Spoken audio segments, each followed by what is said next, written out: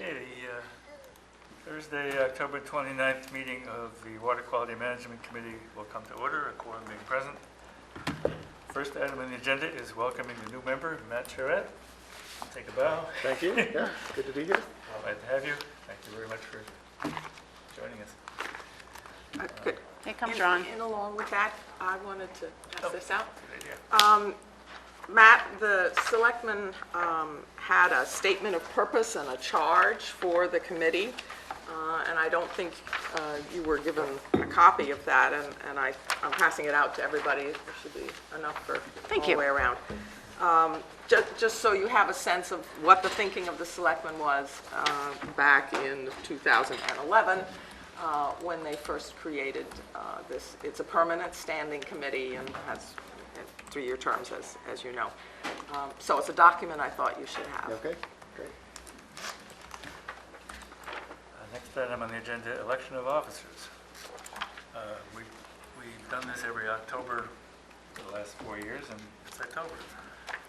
So do I hear any motions for? I'd like to nominate Eric for the next year for chairman. Second.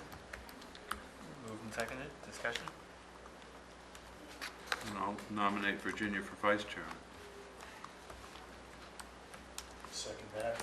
Or you can handle the discussion. Moved and Joint. seconded. Okay.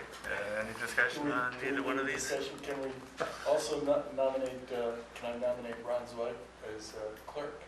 Do we have a clerk? We don't have a Have we clerk. had a clerk? We can have. Can we have one? We can. Yeah, we can have a clerk. What are the duties? You can do the minutes? That's what a clerk would The do. clerk. Wait. Whatever. Well, I don't think Oh, you can do the minutes and be an active member. Yeah, at the same okay, time. all right, okay. I won't do minutes, I'll do other clerk things. You can review minutes with the. Everybody does. okay. Steve, Whiteman. All right, well, let's vote on, I guess. Any discussion on any of these things? Except for the question of whether we have a clerk, because we never have. Since you suggested it, do you have any comment on that? I just, I think it's probably a good thing to have, clerk. Can read documents that come into the committee.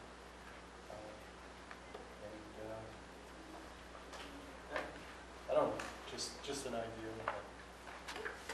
Okay, any other comments on any of these proposals? Just, and I know usually clerks have functional duties as far as filing reports and things like that.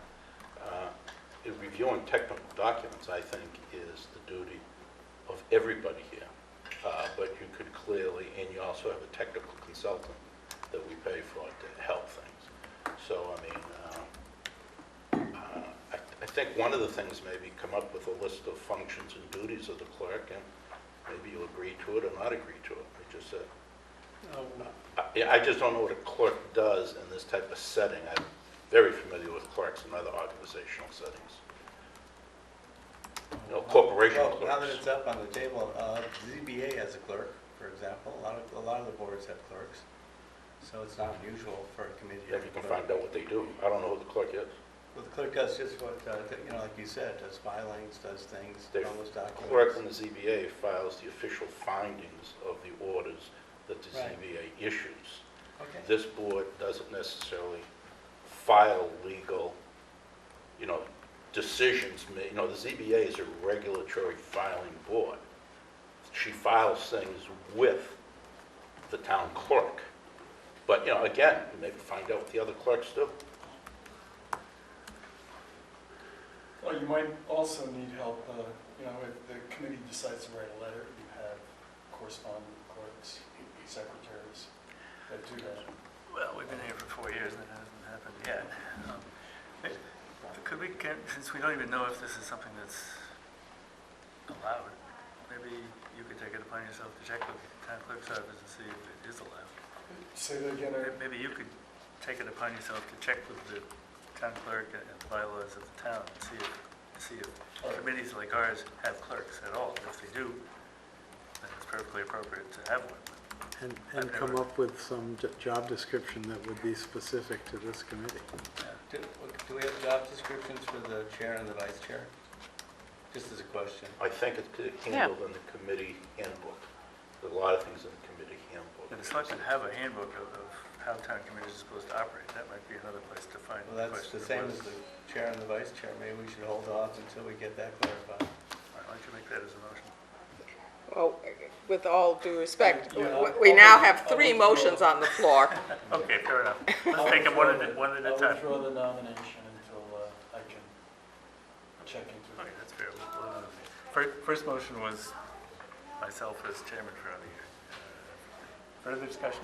All in favor? Aye? Aye. Opposed? I abstain Abstained? until I see a job description. Fair Thank you. Vice Chairman Virginia Vela, comments? All in favor? Aye? I abstain again until I see Abstain? a Fair enough. Okay, job and that motion was withdrawn, but we're going to find out if clerks are something that committees of this nature normally have, and what they would do, and you will pursue that for us. Thank you very much. Okay, pre-proposal number 3 for improving sediment quality and reducing benthic flux using in situ aeration. Dr. Ann Giblin, MBL. This is a proposal that Ann and others have put together addressing the holy grail of, one of the holy grails of wastewater contamination, which is the black muck that shows up in the bottom of a lot of our water bodies. Just so the television audience knows what we're talking about here, because they might not know from the title of your paper. Benthic flux. Okay, thanks very much.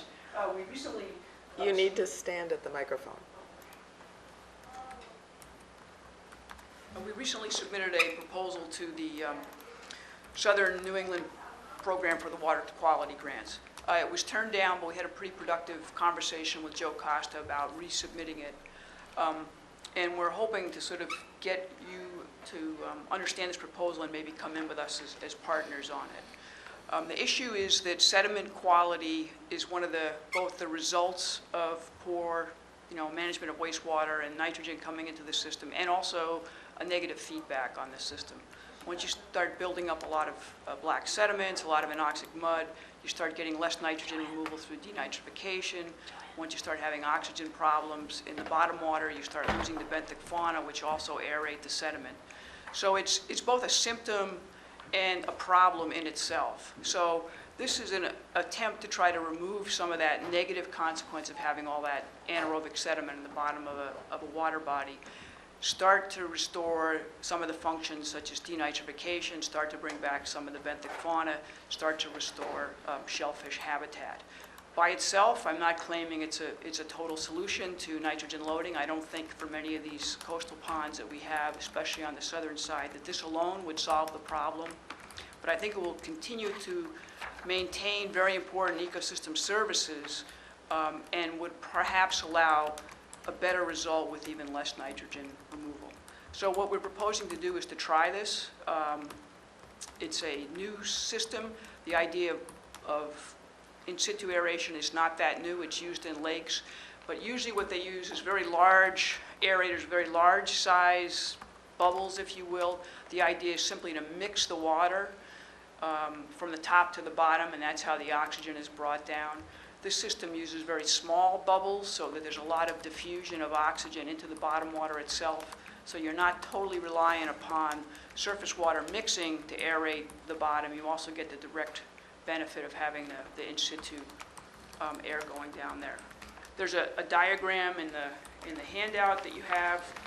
It shows where we propose to try this in Quistit Harbor. We've gotten permission from the owner of the boatyard to put the compressor there. The compressor would be on land. It would pump air to a series of diffusers on the bottom. And then what we would do is monitor the sediment quality before and after, measure the nitrogen release from the sediments before and after, and probably also look to see how the benthic fauna changes. So that's the idea. I think in some cases, even in conjunction with something like oyster aquaculture, this could prevent some of the overloading of organic matter on the sediment that might come about, and also be a sort of a double benefit. Comments or questions from the committee?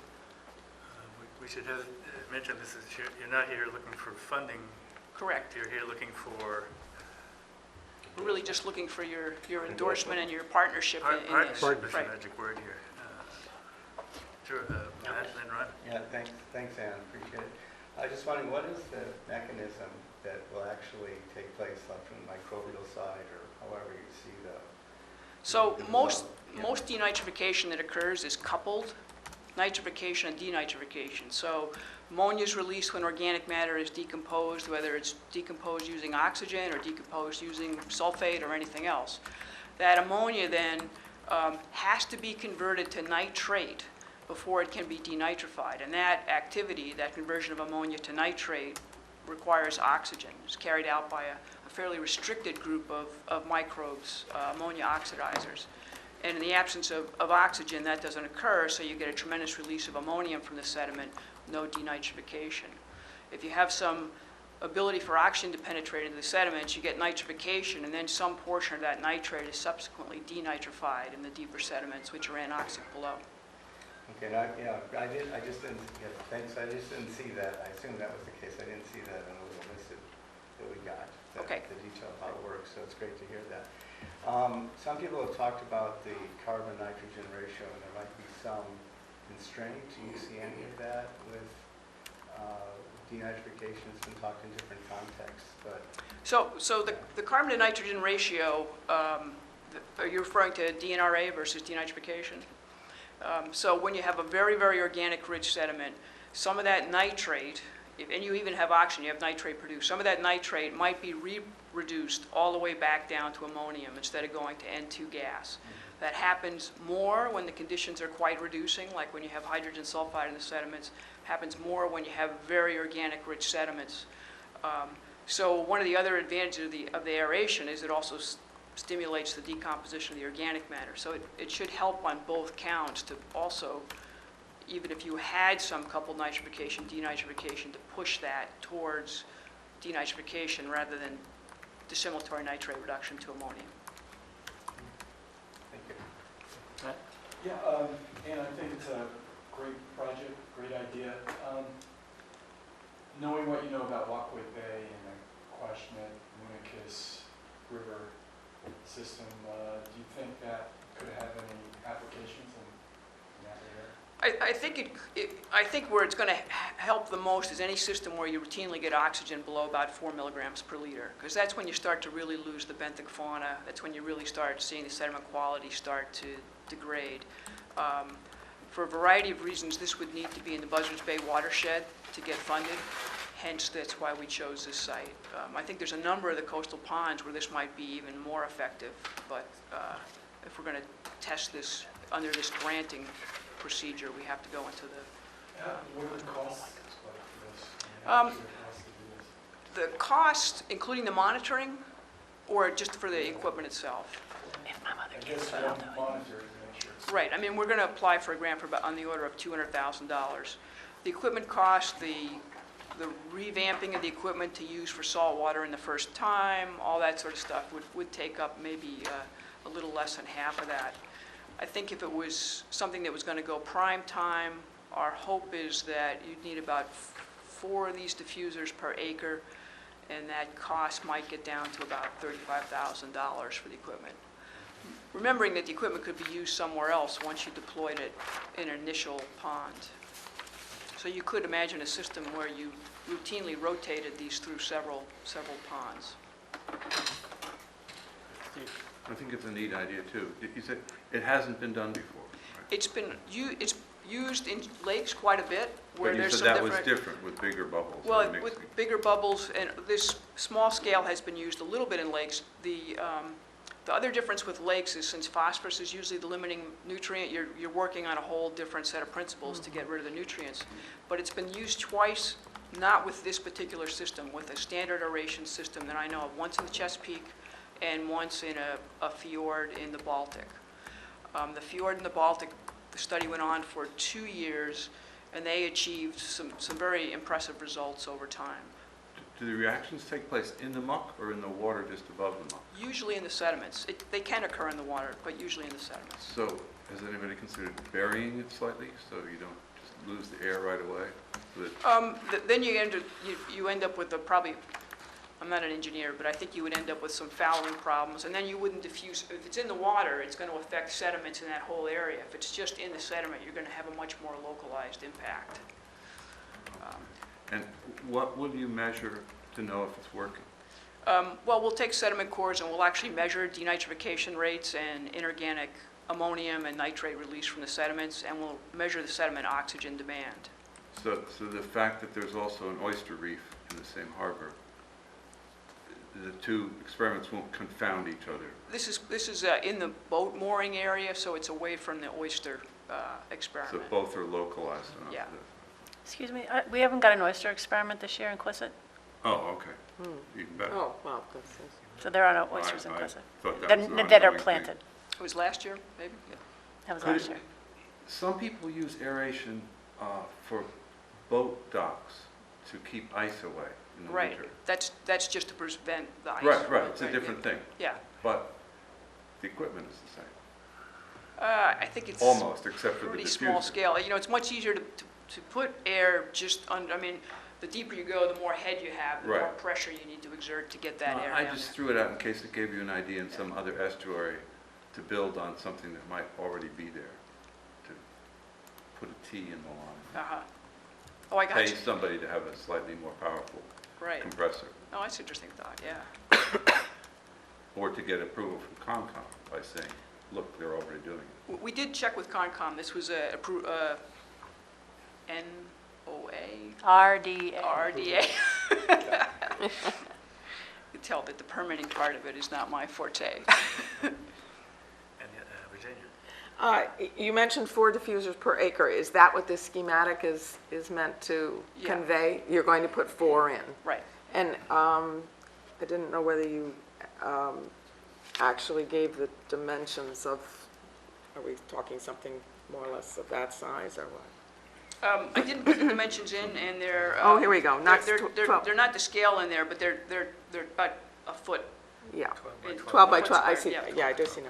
Okay, so my question about possibility of unintended consequences, could in any way this create a rotten egg smell in the process because there's sulfate also in the environment? Well, the only way it would create, I mean, for example, if you threw this in the bottom of Sitter's Pond right now, you would have a period of time where you would bring sulfitic water up to the surface, and you might notice it. So if there's sulfide in the bottom water, you would notice that. That's not the case in Quistit.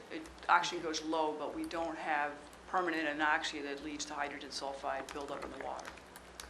Thanks. Any other comments or questions? Have you checked with the harbor master and gotten his permission? We have not checked with the harbor master. Because you'll be in amongst moorings. Right. You might need to. That's the private mooring field, that's the boatyards. It's the Commonwealth owns the harbor. Owns the harbor. Harbor masters are in charge of it. Harbor master. Great. But the same boatyard that gave her permission is the one that does the mooring, Sure. since it's the only one there. Well, to be clear again, we're not being asked for any funding, we're being asked to be a partner, so when the application goes forward, the committee is listed as a partner. Motion to, So moved. okay, do that, okay, moved and seconded by Matt and Ron, all in favor? Aye. Opposed? Okay. Good timing. Dun, dun, dun, dun. Thank you very Right. much. To whom should this letter of partnership, or do you just need a motion? It would come to the Marine Biological Laboratory. I can send, would you like me to send you sort of a draft? Or- Yeah, Okay. I'll Yeah, do if that. you have language you want us to use. Right. by all Okay. means. yeah, Great. All right, thank you very much. thank you. Thanks, Ann. Ann? Rachel Jakuba was trying to find you just recently. Could you give her a call? Oh, yeah, okay. Is she, where, do you know where she's at? I can text you her contact information, That'd be great. or I'll just forward it to you. Okay, thank you. Thank you. Thank you. Since we have Joanne Ramoto here and since she's asking for something similar, Yes. with the permission of the committee, I'd like to jump over items 4 and 5 and move on to the APCC request to be a partner. Thank you for putting us on your agenda. I realize it was a later item. This is following up on a meeting that Ed Wood had with your committee on September 17th. The Association to Preserve Cape Cod submitted a pre-proposal to the EPA's Southeast New England Program Water Quality Management Grants Program for Buzzards Bay, and we were invited to submit a full proposal. The pre-proposal, I believe, was submitted to your committee for review. It's still going to serve as the basis for the full proposal. I apologize for not having the full proposal ready to share with you, but we're in the throes of writing it and preparing it, because it's due November 6th. So the project is a stormwater planning project for 4 subbasins from West Falmouth Harbor, extending up to Magansett Harbor. And I see by some magic that there's a copy of a plan, and I'll distribute copies of this. This is a draft globus map that we're planning to use for the proposal, and it shows the 4 major areas: the subbasins for West Falmouth Harbor, Coastal 1, Wild Harbor, and Magansett Harbor, and maybe a portion of Squeaky Harbor in it, just a portion that's within the town of Falmouth. And the project would be done on behalf of the town, but managed by us, by APCC. We would contract a highly qualified consulting firm, Horsey Whitten Group, to assess and prioritize stormwater retrofit sites. I want to emphasize retrofit sites, not discharges, and I want to go back and explain that in a minute. They would develop 10% conceptual plans for the retrofit sites to address discharges. They would use that to prioritize the retrofit sites. Then 2 priorities for retrofit sites would be further developed into 75% design plans. Horsey Whitten Group will provide pro bono as their match, a demonstration rain garden installation, and a workshop to train people on how to design, create, and install a rain garden. And we and they would provide other stormwater outreach to promote stormwater management as a means of improving water quality and protecting existing good water quality where it exists. So a key feature of our proposal is that APCC would be managing the project and the grant on behalf of the town to benefit the town. And the intent will always be to provide high-quality deliverables, stormwater planning products for the town for later decision-making and at minimal cost to the town itself. We're providing at least, APCC is providing at least $30,000 of in-kind labor to manage the project and assist with outreach. And we may increase this in our final proposal. Horsey Whitten is providing at least $5,000 in-kind labor for the rain garden task, and are considering whether they can increase that.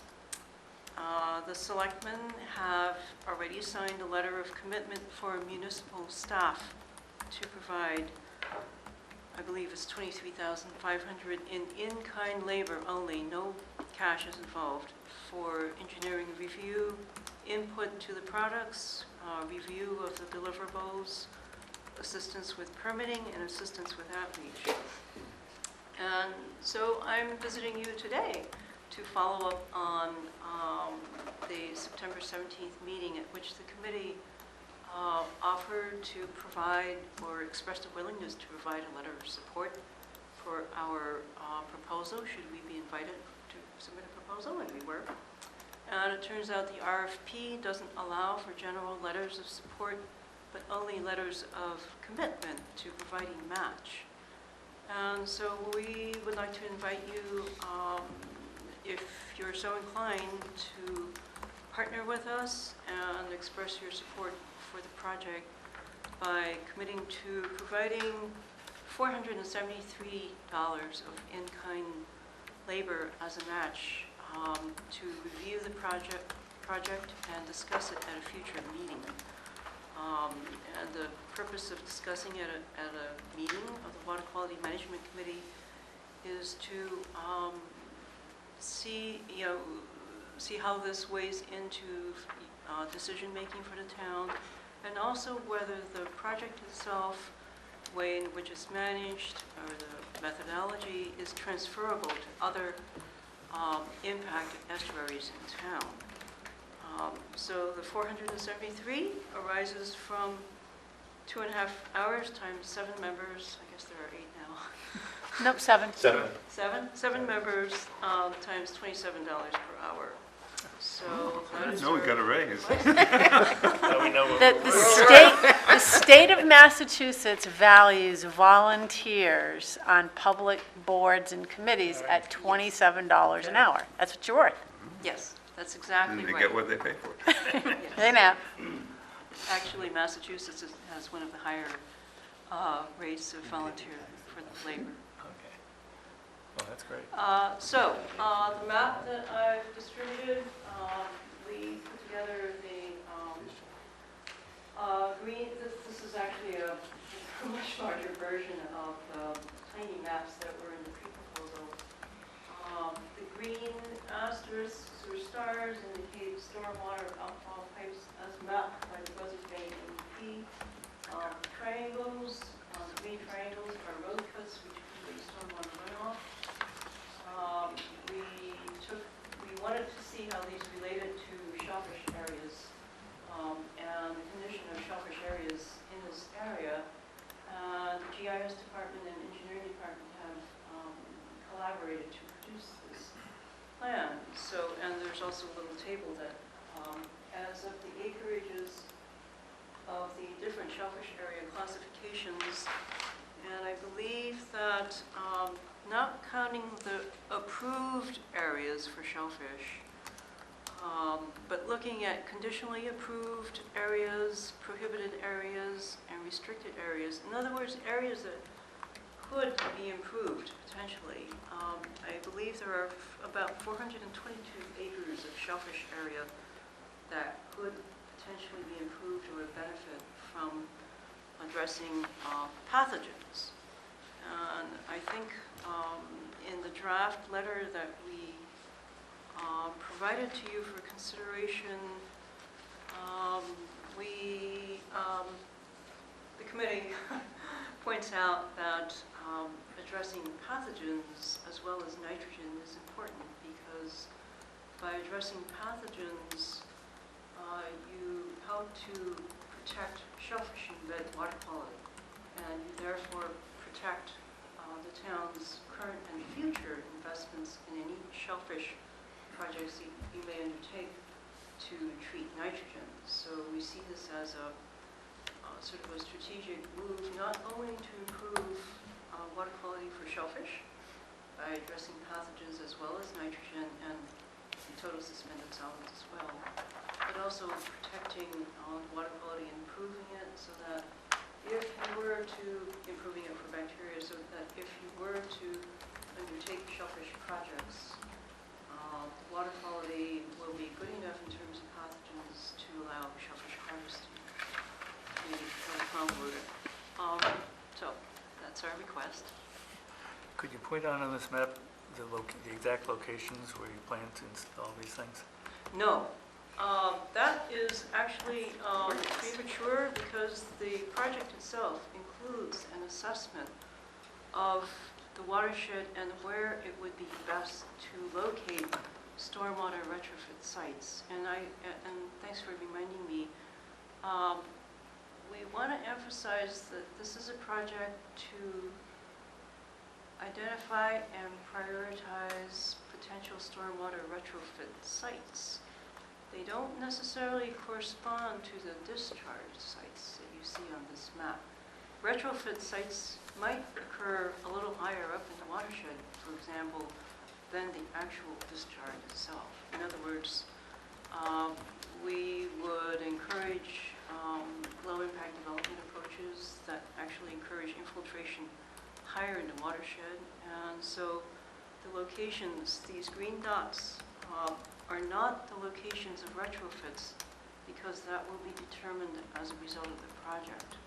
But the retrofit sites will treat stormwater that otherwise would discharge to these sites. And then once the conceptual retrofits are identified and located, then they will be ranked in terms of priority relative to also the environmental benefits that we want.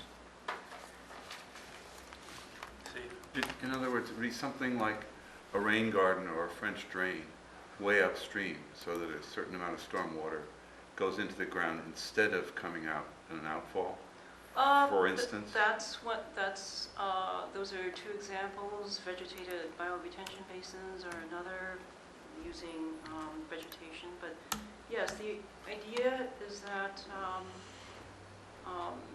current best practices call for infiltrating stormwater runoff higher up in the watershed rather than letting it discharge, even if it's treated, into a water body. So those are some of the practices and approaches that Horsey Witten Group will be using. And it also helps to restore the natural hydrology, both the groundwater hydrology and surface hydrology, by infiltrating the stormwater as close to where it originates as possible. I'm not promising that's what will always happen, but that's the goal. any other questions or comments? I was just curious, pardon my ignorance, but the, when we see these sewer drains along the road, my thinking was that they were mainly dry wells. Is that not the case? And so where is when I look at these green dots here, these outfall pipes, where is that stormwater coming from? Typically, the stormwater pipes, and I would encourage you not to use the word sewer, because it has a completely different, confusing connotation. Stormwater pipes, stormwater outfalls, stormwater discharges.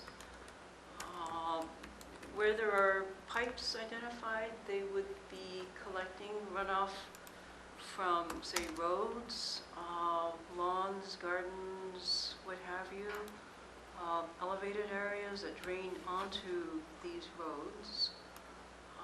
We haven't made any attempt in this map to distinguish between town roads and private roads, but that could be a consideration for locating a retrofit site. So stormwater pipes, the green asterisks or stars indicated here, would be collecting runoff from adjacent slopes, streets, gardens if they're elevated, potentially golf courses, what have you, and also from atmospheric deposition, and that it would be discharging to these pipes. Where it indicates a road cut, if you were, say, traveling along the side of a road and you simply see a little cut in the side of the road where the stormwater runoff drains directly off the road into the lower area, that is what is meant by a road cut. You're quite, yes. I just wanted to clarify what I think Matt is saying. When you see these little flower-shaped green things labeled outfall pipe, are those really what I would call a storm sewer? A grate in the side of the road near the curb that collects water from the road? I don't believe so, no. These are mapped by Buzzards Bay NEP as outfall pipes. But do they lead over to the coastline? No, Not all. and no. I guess, yeah, that's And the heart that's of my what's question. confusing. Yeah, Don't, obviously. these aren't directly impacting coastal water quality necessarily. Maybe the ones that are very close to the edge of the water are, Right. but the majority are not directly impacting The- coastal water quality. We will be, in terms of prioritizing the discharges themselves, not the retrofit sites. We would, of course, look at the topography and which areas drain towards the coast, and then the discharge pipes that direct or lead runoff downslope into the coastal embayment. Depending on the head, though, it's quite possible that an area that is higher and located further inland may still be contributing runoff. So I cannot say. For example, can I just, Joanne, if you look at the bottom third of the map and Route 28A, all along that, there are catchment basins, and they dump in those two green spots on Dock Road right into West Falmouth Harbor. Old Dock. So all the way along, the Right. state has put in catchments. Yes. They've piped those directly to that outfall Yes. on Old Dock Road. Yes. And so what you're not seeing on Route 28A here is where the catchment basins are. We initially had a version of this map that included catch basins and manhole covers from the town's GIS layer, and it was simply too confusing. Too much information, because some roads, as you're aware, have catch basins along them. I think we wanted to keep this information fairly simple and look at the discharges versus the shellfish beds, and not show a map of the entire stormwater system, which includes pipes, catch basins, manhole covers, any pipes that connect the system and, that already exist. Some of these are direct discharges that are untreated. Others may be discharges that are treated through odor systems of catch basins and leaching basins and so on and so forth. And I think that with this assessment and focus on planning for retrofits by a reputable engineering firm that will be working closely with town staff, engineering staff, conservation and marine environmental sciences, and this committee, hopefully, then, I think that we will be able to identify good sites, priority sites to treat stormwater. And so this project will set the stage for later decision-making. It's basically a planning exercise, but it will take it to a level of planning that includes engineering input. This committee's charge is pretty specific, which is nitrogen going into estuaries. So as part of this study, are we going to have some data that will tell us how much nitrogen is intercepted and how much it costs to intercept that amount of nitrogen? Because the cost benefit is what this is all about. And to be useful to what we're doing, we need that kind of information. Is it part of what you're going to be looking at and providing? The conceptual retrofits will have recommended stormwater BMPs, specific BMPs such as rain gardens, probably are vegetated bioretention basins, grassy swales, etc., others. And so the nitrogen removal potential for each of those practices will be outlined by the consultant. So the estimated nitrogen removal for sites will be part of the deliverables.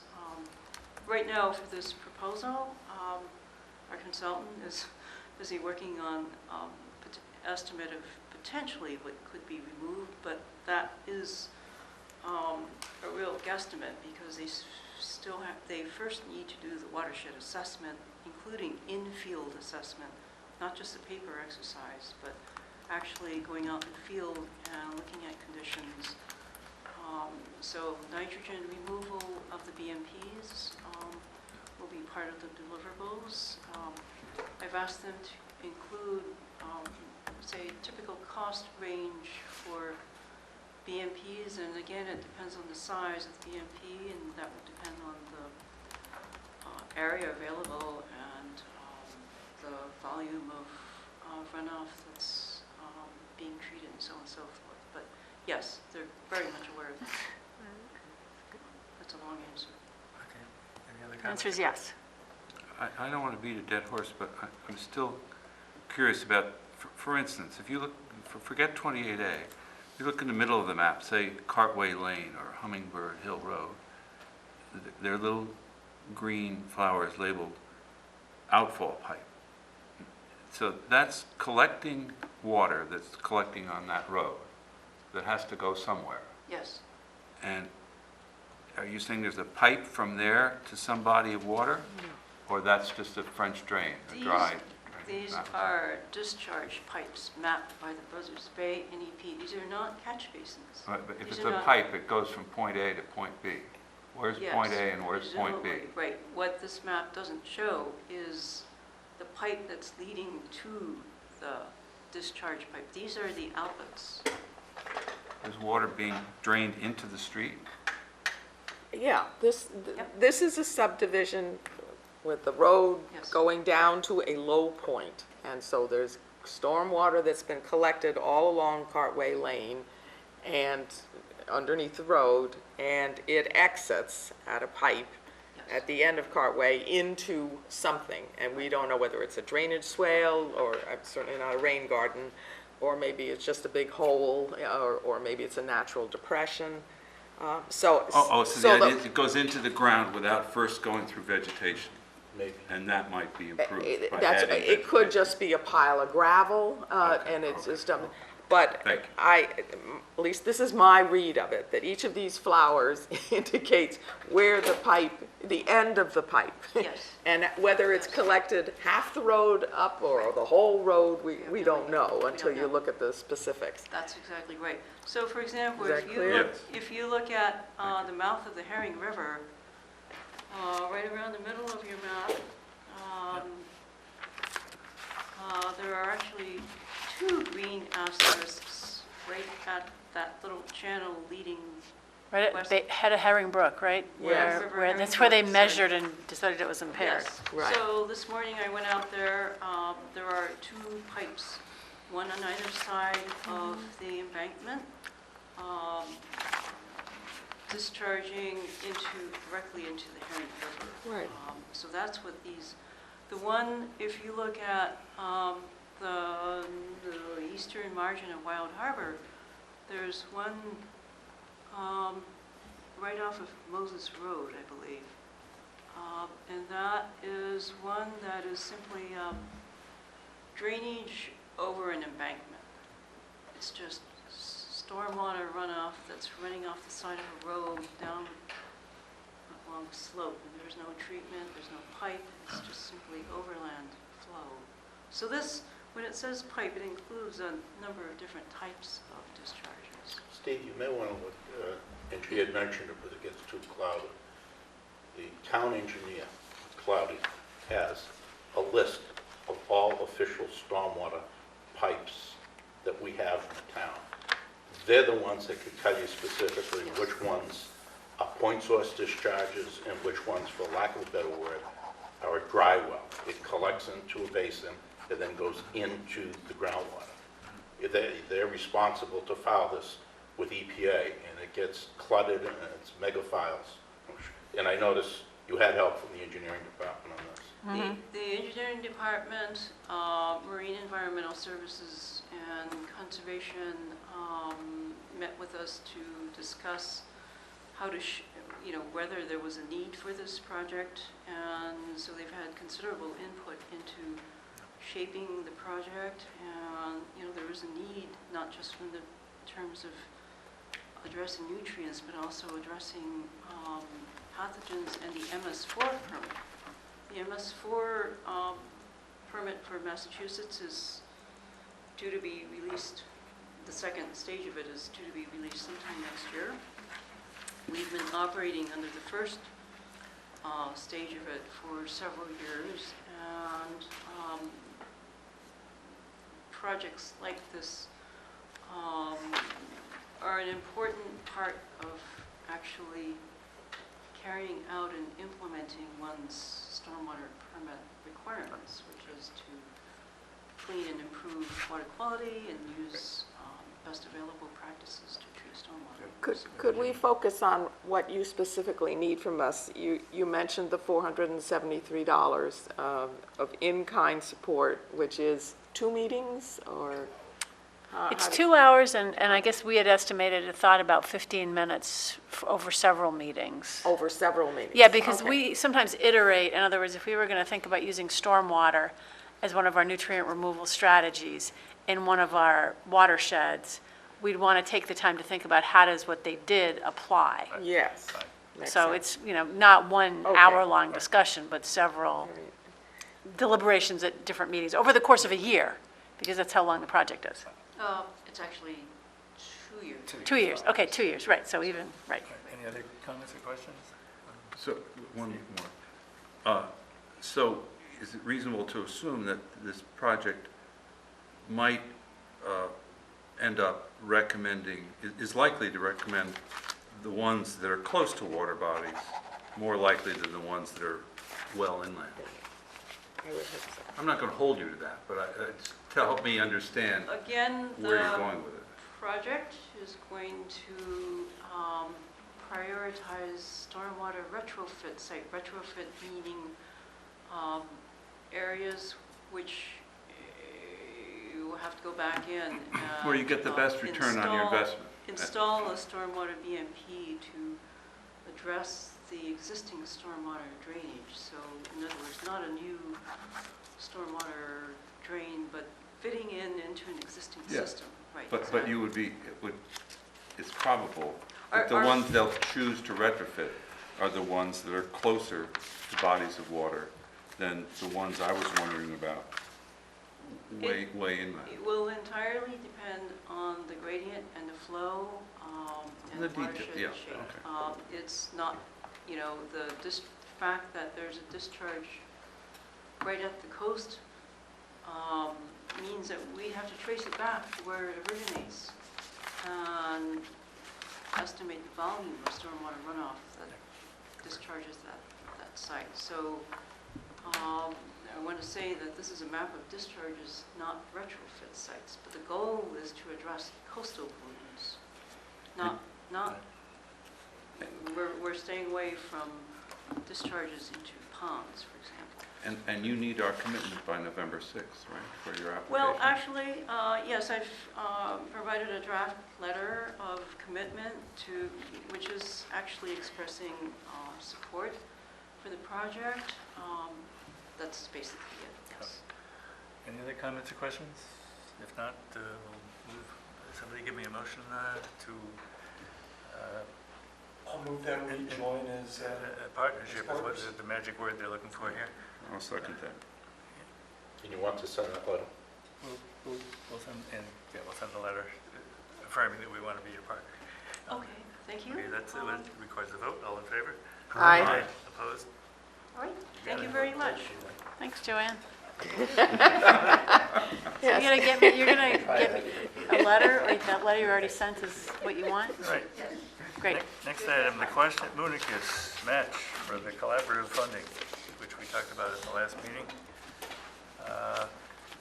Matt, you want to speak on that? yeah, I don't know if we need much more discussion on this. I think we should just go ahead and vote on it.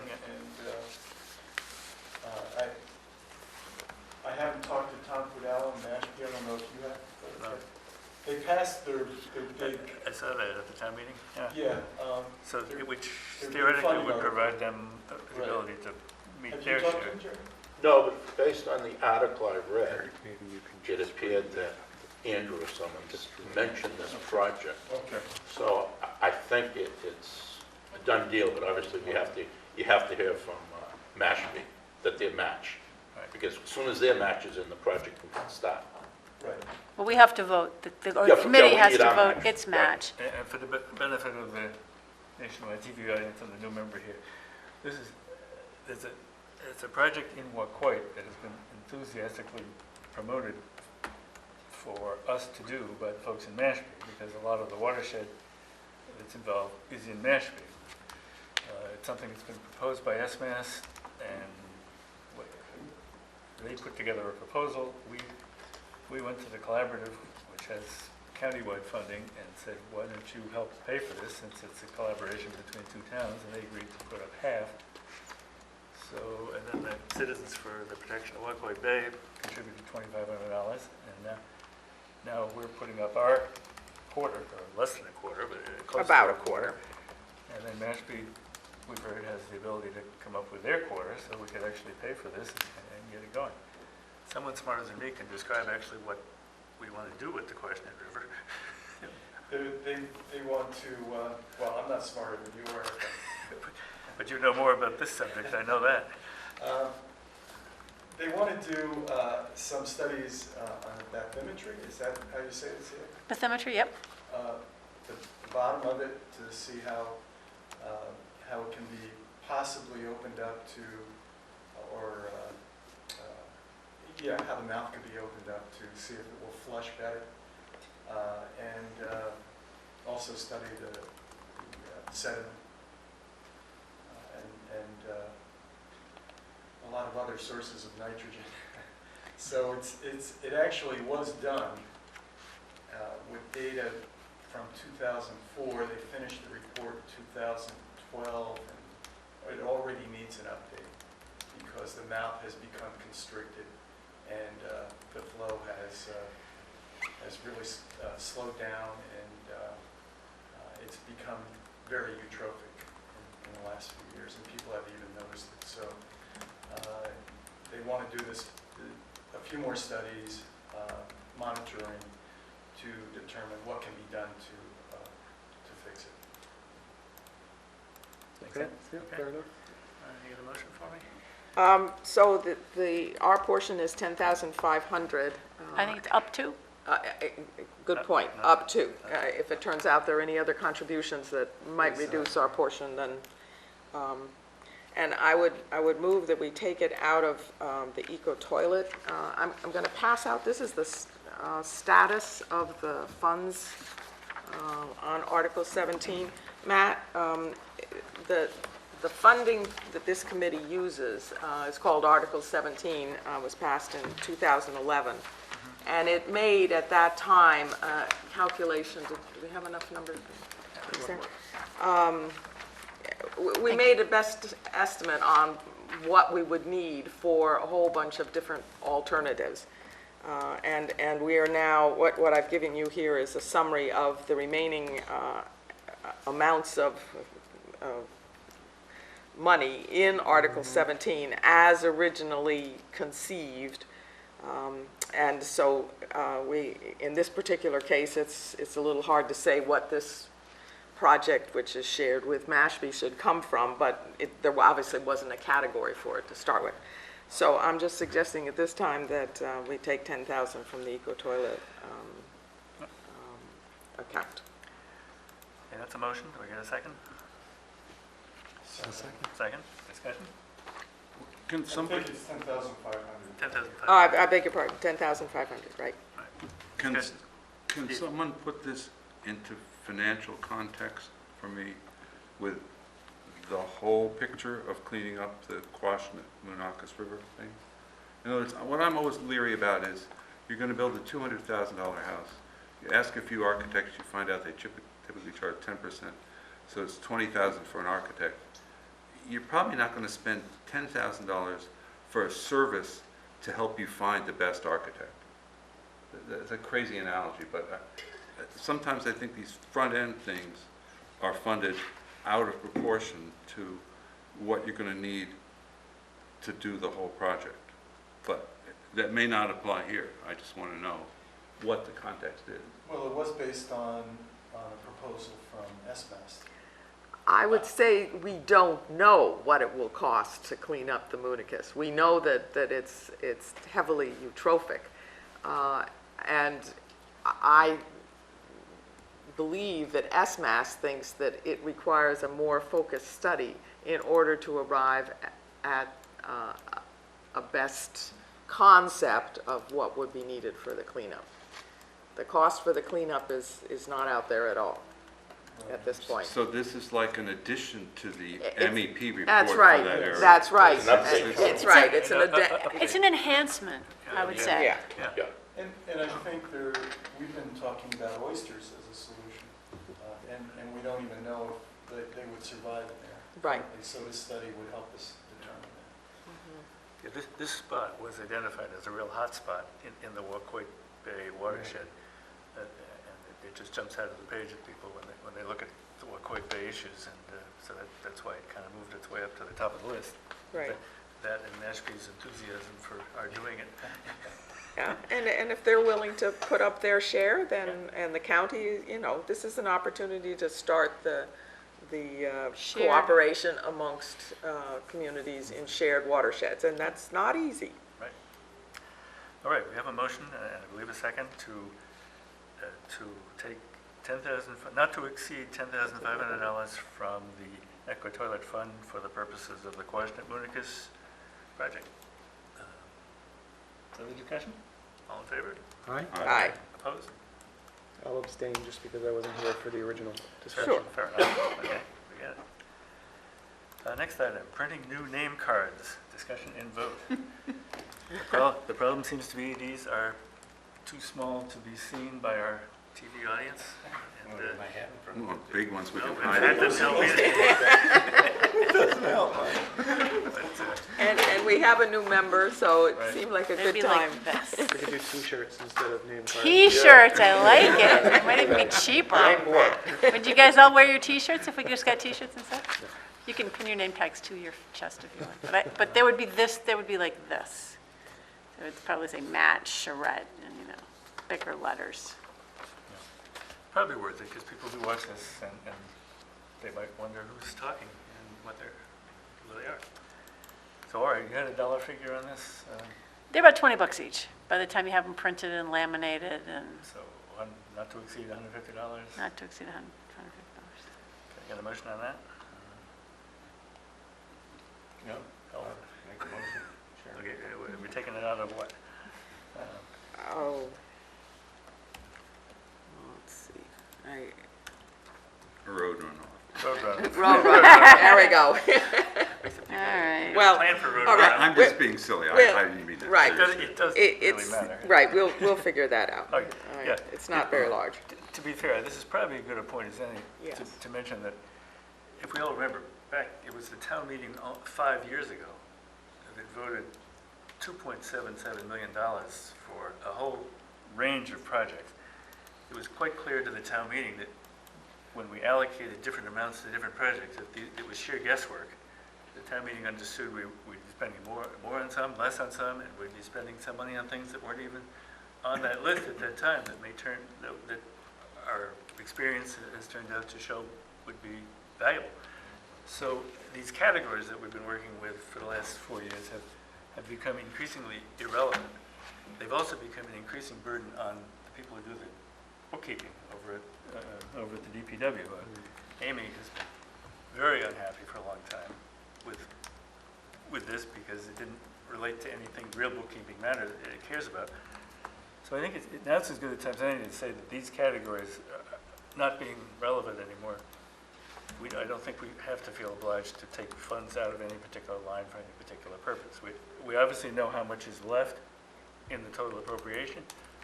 As each thing comes along, we're going to have to weigh it against the fact that there's only so much left. But to have arguments about which pot it comes out of when the pots are 4 years old and no longer relevant, I don't think adds much to the conversation. All right? Oh, well, I don't know if I have a hand up, but I'll do have a comment. So I was just sort of thinking. But, I think it's not a bad idea for our, purposes, because to keep the categories in a way, I mean, like with perennial reactive barriers, we did have a plan concept for that. And, what do we see coming for that? I mean, there is a lot more groundwater testing going on, right? So that, I don't know what we see coming for that, because that is active. Well, that's an interesting example, because what we see coming is a grant from EPA, which wasn't, of course, contemplated by town meeting. So however much money town meeting thought would be appropriate, which was a guess to begin with. Well, we have the EPA grant.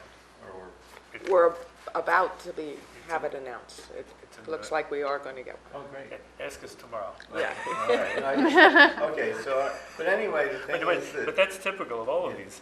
yeah, Roadrunner, for example, we're not doing Roadrunner. APCC is. So the amount we set aside for that makes no sense anymore. Eco Toilet, there is money set aside to deal with the piece of that project that has moved ahead. There's money that we don't need to spend on that project anymore because it's not going to be spent. But that includes IAs, though. Yes, Yeah, it does, Right. which I'm is just saying, understudy. The category thing, in my view, has become irrelevant, and perhaps you Well, I wouldn't want to, Sure. I wouldn't want to lose track altogether of what we've spent money on, because I think there's a danger, if it's just reduced to the total 650K, it looks like much more, because it's a bigger number, and people are likely not to be as conservative. That's a very good point. We can certainly. And suddenly, you say, oh, we only have 25K left, Right. and we have all these things to do.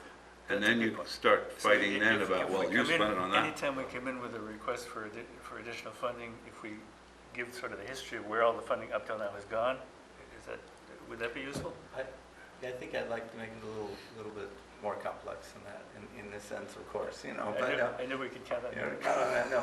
The only thing is that, like, for example, with the shellfish or with the baseline data or whatever, however, the monitoring money Yeah. that came from the county, I mean, those kinds of, like the EPA money, if it's going for perennial reactive barriers, then that would be, we'd have a column of Grants other, received.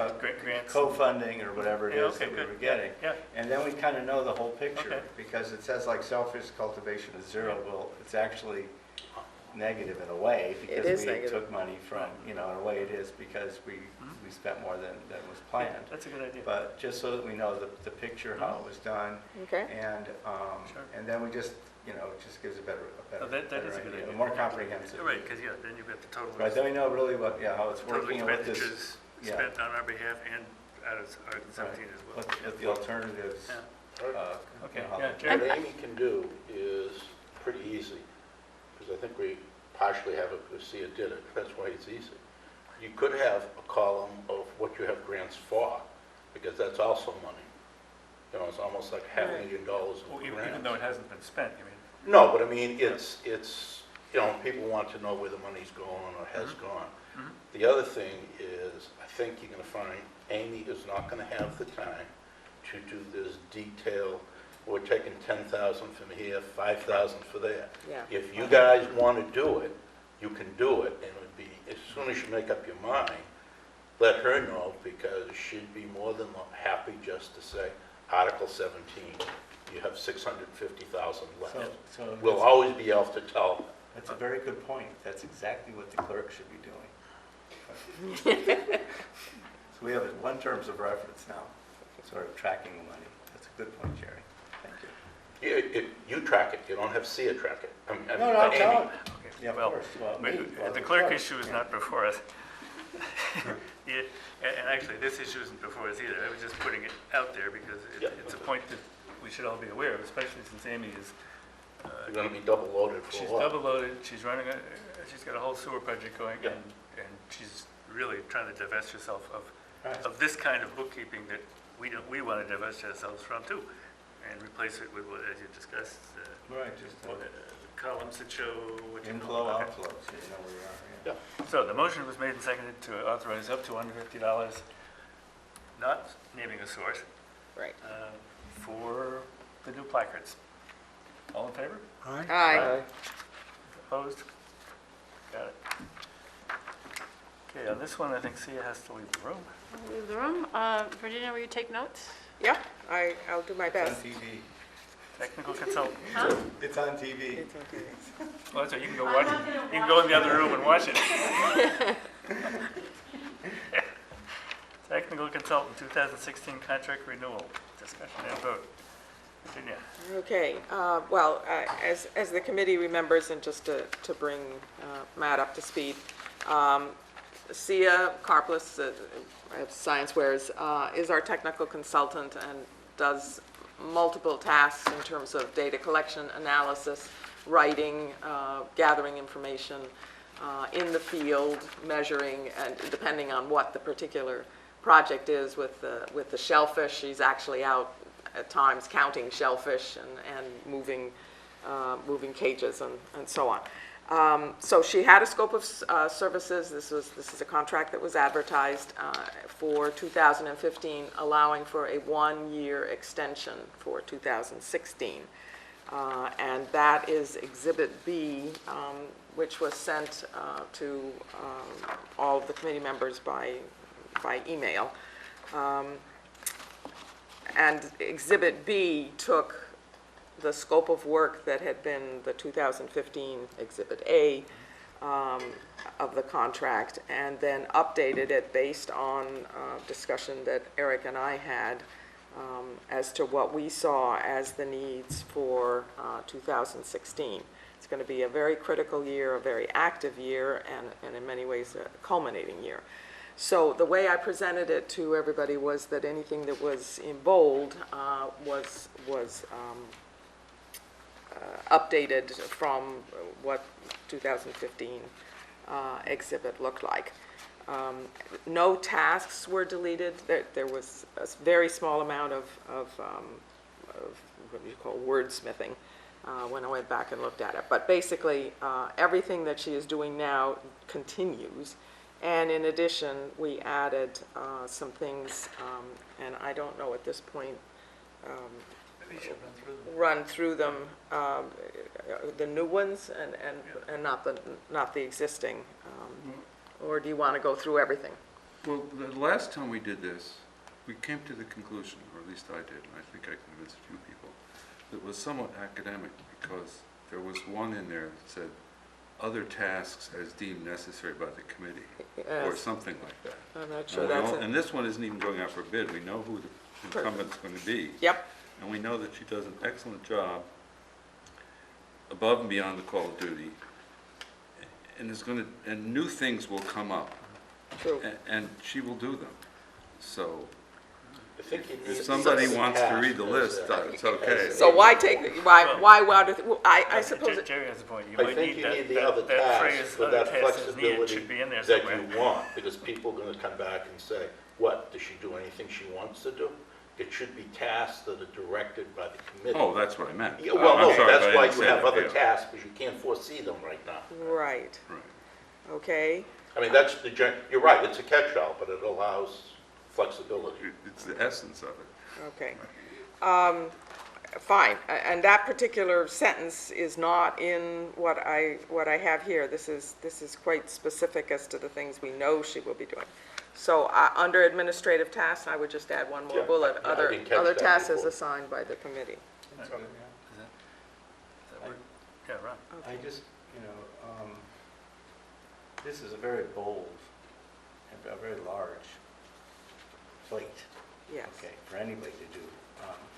And it seemed to me, like in talking with Sia about some of the things she does, like with the shellfish and things, I don't even think she charges us for some of that because it's fun. So, but it's sort of the time thing. So We're lucky. Yeah, I know, we're lucky, exactly. But because she likes it. So at least I think that was maybe a year ago. I should probably do the same. But I'm just wondering, in terms of the scope of work, this seems like large, quite large, and that there might be some things that I think keep it the same as you have it, but there actually might be some things that we as committee members could also step in and if volunteer time to help to assist her, basically, and to be engaged in various aspects. And I think I've mentioned, just on a personal level, I mean, clearly the aquaculture is my bailiwick pretty much in terms of what I've always done. And so it's kind of like some of that I could be doing. I have offered to do things, but, and I do, I have been called to do some, but, there's more possibly that could be done. And I think that that's a possibility, even coordinating with the overall program, kind of planning and this kind of thing. So, but there may be others. I mean, there are probably many other things, like Matt, has been very involved in the eco-toilet side of things, and I don't know if he's going to be pretty busy for a while. But, Yes, maybe hopefully longer. so, but I'm just saying, I'm not trying to say anybody else, but I'm just saying that when I look at this, it's really, to see what she has done is incredibly impressive, and with the quality that she does it with, and nothing is left hanging, you know, to an extent, and she's very much learning on the job as well, which is even on top of that. So I think that it's fine, but I just want to, I think we need to be sensitive to that, and and be willing to pitch in where we can. Yeah, well, you certainly have, and Yeah. we appreciate it. Good. So is there a sort of sense we don't need to go through the list of the new tasks? Well, are there any questions? Let's just Okay, put it fair that way. I'm set. And if, I just haven't, I think that the one task I saw that, of course, again, comes back to what I'm interested in working with as well, among Okay. everything else, but is that the 4th year of the aquaculture program, so I guess that is sort of being formulated, or being, at least it's there to an extent, so. we definitely are continuing to do work in Little Pond, but it's all in conjunction with the Department of Marine and Environmental Sciences. Right, services. Services, sorry. And so I see it personally as sort of like a transition year, as I know that DMES is in discussion with Julian as to what their budget for next year would look like. Remember, the budgets start in July, so they start mid-year. So by having SIA and having it listed here as 4th year, I mean, that's somewhat fungible. 4th year it might begin to transition into Totally, yeah. by DMES after July 1st. But at this point, we're still getting really useful data out of Little Pond, and DMES wants to do 2 million oysters, I believe, next year. Well, they did 2 million This year, Yeah, so maybe, I don't know if they, yeah. So that's why it was listed. Well, I'm just wondering though, if it continues, then should we also put an antenna up looking for, can you continue a version, maybe a contracted version of the monitoring program, so that we can continue to collect the data? Because we need to, you know, to verify what we've seen, because there's been some rather exciting results that are, we have a couple years of data, we have 3 years of data, but more comprehensive, we have 2 years, and it might be good to talk figure out what that might look like, and see if there is an opportunity to keep that going. And I'd actually had a discussion with Ray Jack on that, and he said that somehow he just said that yes, that he saw the value in that at least, and likely there may be within general DPW budget, there may be some way of working with that. You know, don't come again, it was just a discussion. So this could be, it needs further discussion, Right. and you're saying Right. just sort of put it on the radar screen. Well, I'm saying, yeah, put that side of it up as you know, if we can do it, I think it's an important piece of the program. And if much of the cost is covered somehow by DMES, then that's great.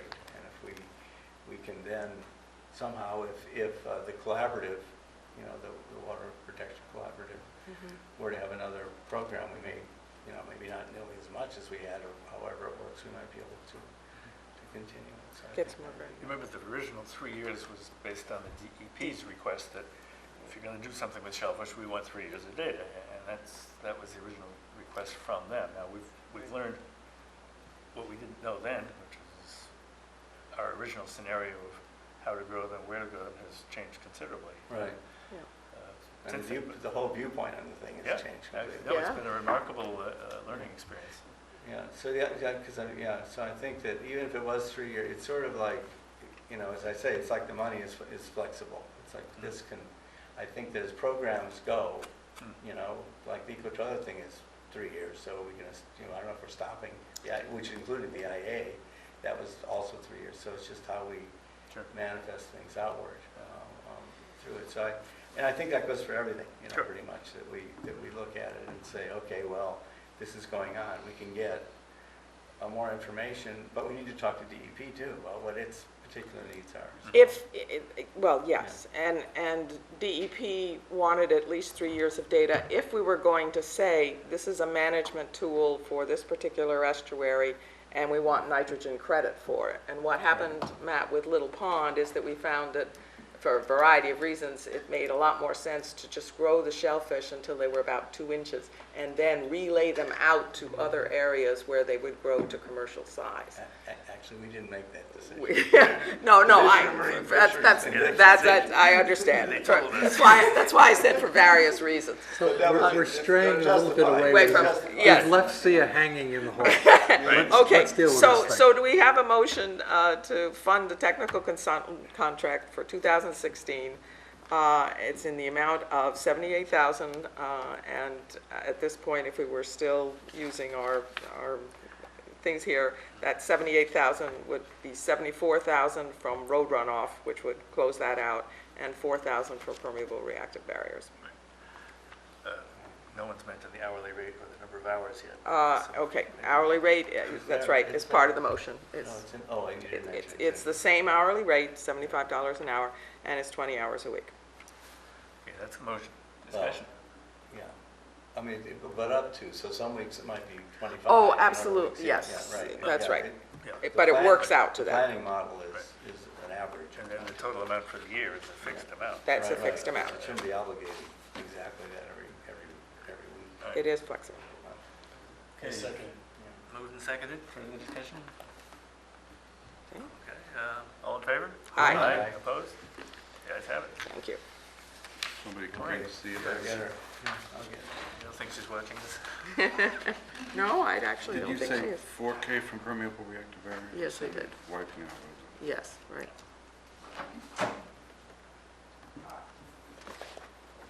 You're hired.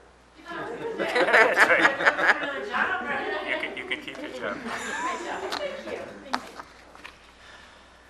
A report of members and staff. Who has a report? If anybody? Oh, Yeah, I have something, but, sorry. feel free. Be jumping in on everything. And Sia may have something to say on this as well. You're going to talk about iOS, aren't you? Huh? iOS. Yeah, right. The 6th International Oyster Symposium. Yes. Oh, yeah. Took place, and it was a grand success, I would say, basically, in terms of, there were like 100 presentations. So it was really good. There were a lot of good oysters around, and a lot of, there was this oyster tasting that it was packed with people. You know, it wasn't just from the conference, but this was open to the public. So we had, the conference had probably 50% more people than were even at the conference, or maybe 300 or so. How many people were at the conference? Do you know? I thought it was closer to like 200 and something, over 200. But I saw a figure in the paper of 300 and something, but I think that was the oyster tasting. And then there was the Paula Poundstone thing. I didn't go to that, but at the community hall, this comedy I routine didn't about go oysters. I missed it. I don't know if anybody else got there. I heard But it was good. it was good, yeah. Oh, good.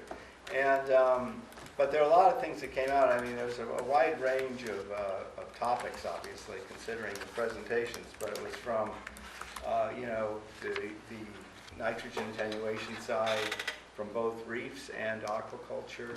There was, which included improving coastal waters. There was things about nutrition.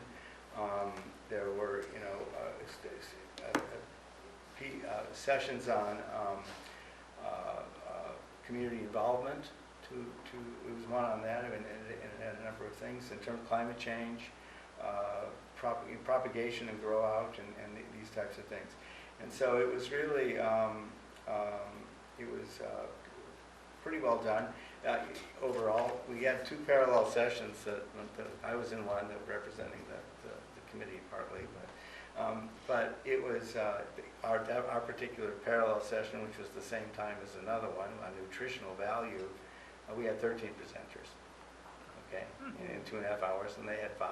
So we were like, I was left to be the facilitator of it. So it was just like, I felt like I was on the long march, kind of like trying to go a marathon, trying to keep going. But it was fine. It worked out. All the presentations were excellent. People were really tied into it.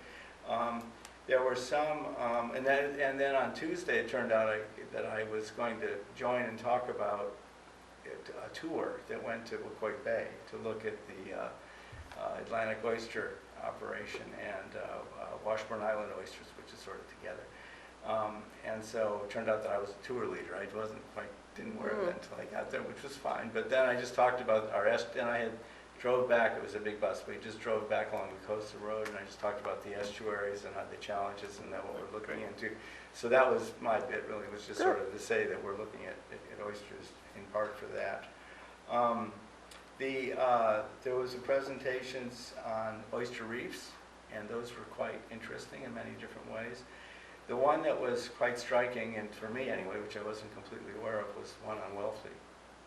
And Wellfleet has been putting all that culch in for years, just in this one place, and it's been doing very well until last year. And then there was a storm, and it got silted over. So 80% of it. So it could be. So that location is clearly important, but it's hard to know because for several years it was fine, and then suddenly it got hit by this. But it may begin to revive now on its own because of what's left over. But that was sort of that's something as we move ahead with our ideas about oyster reefs. It's hard to know what. It depends, I guess, if a coastal storm comes into the east or west and how it stirs things up and what happens. It's hard to know, but I think that was kind of eye-opening. When was the storm?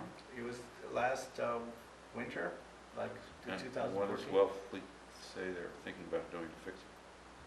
I think looking for another spot, possibly, a better spot than that. I think that would be the way to think about it. It wasn't really clear, but it was still. But there were many other oyster reef papers as well. I was just thinking more locally. Another paper that was presented by Josh Reitzma was complementary to the presentation that Amy Costa gave to us about hydrophilic compounds and in the system, and hydrophilic toxins and how they do not accumulate in oysters. Okay, all of our studies have shown that. Josh Reitzma from the Barnstable County Cooperative Extension had a part of his presentation, although he talked more generally about oyster aquaculture in this area, looked at accumulation of PAHs, which are polycyclic aromatic compounds. Yes, okay? hydrocarbons, that's the H. Hydrocarbons, okay, yeah, hydrocarbons. Yeah. And then PCBs, arsenic, cadmium, chromium, copper, lead, mercury, nickel, all these heavy metals, and it's minuscule relative to the safe standard for, say, 100 grams. So far, those issues are pretty much, so far, not really a problem for those factors. On the hydrophobic compounds that we've talked about, these are ones that are not water soluble but can accumulate in lipids. She and I have had some exchange with Amy Costa and others about this. And it turns out that most of those compounds that would go into a septic system, for example, are sort of chelated or absorbed in the soil. So most of that is not, that doesn't seem to be an issue, okay, pretty much for our systems because of the nature of where those types of compounds may come from in our environment here. So I think that's good, but I've also talked with Amy Costa recently, exchanged with her, and she's still looking for funding because she wants to not just accept that completely, but actually do a study and find out affirmatively that in shellfish that those are not a problem here. So I'm sorry Jerry's not here to hear this. he can watch it on TV. But yeah, this is the part. Yeah, this is delete button goes in. No, but I think that. But anyway, but this is. It's more and more promising that those real concerns, which they were and are to some extent, but it hasn't been. There hasn't been any confirmation that there's any health factor related to those things with oysters. Good. At the conference, there was discussion about what's that bacteria? There's one that affects Red human tide? health. It's not red tide. It's Vibrio? Vibrio. That's it. Thanks, John. Vibrio is something that is more of a concern, but it's a post-harvest issue, they think. But they've even found that where they've done everything post-harvestly, and in the vineyard, they had a problem still with a few cases. The cases are, you can almost count them on both hands, if not at 1 foot, maybe, but in terms of what's in the state, but it is something to be aware of. But the major approach is to get the oysters to like below 50 degrees or within half an hour after harvesting, keep them on ice, and then that basically does it. But there is, there's some risk with anything like that, any of the foods we eat, really. So, but I think overall in the conference that it was completely videotaped by, except for Paula Poundstone, unfortunately, but the comedian, but it was fully videotaped by FCTV, so you'll be able to pick up the different aspects when it's posted. Great. Any other reports from any committee members or staff? I've got one, the Okay. SNAP grant. Oh, yeah. The Southeast New England Estuaries Project grant that we were requested to send a pre-proposal to. So we wrote a pre-proposal for the expansion of a reef project in West Falmouth Harbor, which is going famously. We did population counts, and they're now 4 inches large. I mean, these are the oysters that ate West Falmouth. It's been going really well. That grant was approved by the selectmen to be submitted, and it's submitted. We like to get our homework Thank done you. early. Right. So that's done. All right, any other reports? Before we get to the minutes of the prior meetings, I want to talk about the calendar for just a minute. November 19th, there's no real point in having a meeting a week from now, but November 19th would be the next Right. one I'd recommend, and then in December, maybe the 3rd and the 17th, but not the 31st, Right. Yeah. because it's the middle of the school vacation week. We'll all forget. It's one of those months when there's 3 Thursdays. So November 19th. November Well, 19th, That's my suggestion. December 19th, 3rd, December 3rd, and and December 17th, 17th, if needed. if needed. Probably. Okay, All at the same time and place. Yeah, yeah, yeah. Does that, It's going to does be it- dark by does that- 3:30 next. Does that work for people? yeah. Okay. So it was the 19th, and what was the next one? December 3rd. So this time of day is good for everybody? It seems to be.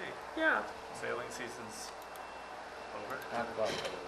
Oh, I think I should have been last night. I still have a boat after last night, so. Yeah. That's right, it'll be full of water. Or leaves, I suppose. And the 17th? Yeah, Yes. December. If needed. If needed, it's getting a little close to the holidays. We'll put it in and see if we need it, we'll be here. So it's the 3rd, that's the 19th and the 3rd. All right. Okay, everyone okay with that? And then January, will we start right away? Or we? We'll figure that out later. Okay. January's, that's next year. Yeah, I don't know what day it is of the week. Okay, vote on minutes of prior meetings. They were all sent around, the minutes of the prior meeting. Everybody had a chance to look at them. Do we have any amendments or additions that would be appropriate to consider? I thought they looked fine. I didn't get any changes from anybody. All right, okay, well, a motion then to accept the minutes as presented would be So appreciated. moved. Moved by Steve, seconded by John. Second? All in favor? Aye. Aye. Opposed? The ayes have it. Matt? Mr. Chairman, I move we adjourn for the night. Moved and seconded by Seconded. everybody. We adjourn. All in favor? Aye. Aye. Opposed? The ayes have it.